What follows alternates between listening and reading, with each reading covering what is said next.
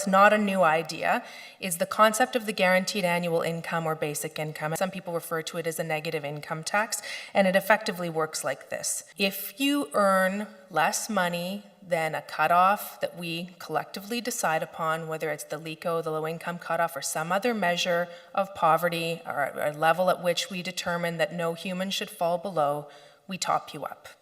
How do we know that you fall below that level? We know because of your income tax submissions. And so it's a quite straightforward and relatively simple system to administer.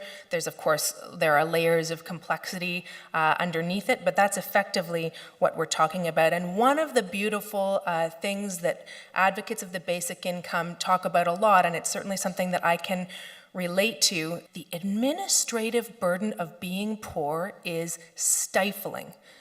So when we think about a system that would allow us to move away from the invasive nature of these programs that require you to meet, dozens and sometimes hundreds of criteria to fill out forms, caseworkers going to people's homes, having to prove that you're looking for work but you're not getting any work, whether or not you have a spouse in the house, whether you dared to go back to school, any of these things in the fundamental concept of the basic income guarantee, all of that is taken away. And if you go to work, you don't lose everything. And this is a really important point with respect to guaranteed annual income design, where it parts company philosophically from social assistance. We're living, as we all know, in an increasingly precarious economy, more and more people going in and out of the job market, more and more people working on contract, more and more people working part-time.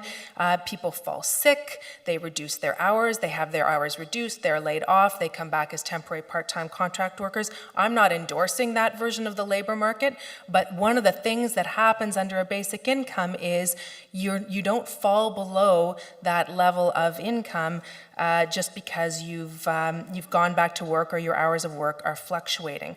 And I think that that's a really important component of the design.